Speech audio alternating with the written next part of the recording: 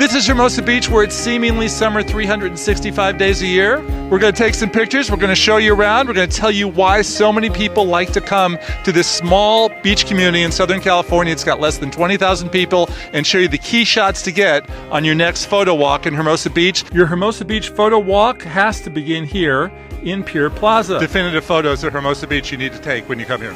The pier with the lights on at night, definitely. If you can get a sunset through the pier, that would be really awesome. I have a really good surfer shot here. There's always surfers hanging out, especially once the sun starts getting down and you get to golden hours. That's really good. The surf statue here is the #1 selfie spot. People seem to love getting their pictures taken with noted surfer Tim Kelly any time of day or night. Volleyball players are always out, as are the surfers. Pier Plaza is really bright during the day. I prefer getting shots at dusk just after sunset. There are 2 really cool places here to get a killer, definitive Hermosa Beach shot. It's right there behind me at Hennessey's Tavern, 3rd floor deck. On a clear day, you can see Hermosa, Manhattan, Redondo, and sometimes even Catalina Island. And if Hennessey's gives you a hard time about shooting from the deck, as they've been known to do occasionally, just cross the street and head to the parking garage. Just walk up to the 3rd floor for an awesome view of good stuff, the beach, and the pier.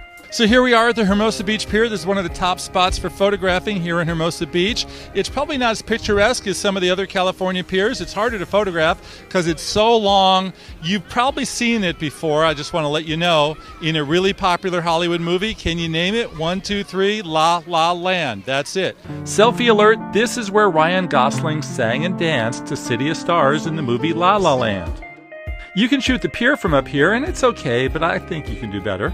While you are up here, though, look towards Hermosa Beach for a great shot of the Hermosa Beach skyline. And then, if you do want that really great shot of the pier, I have an idea for you.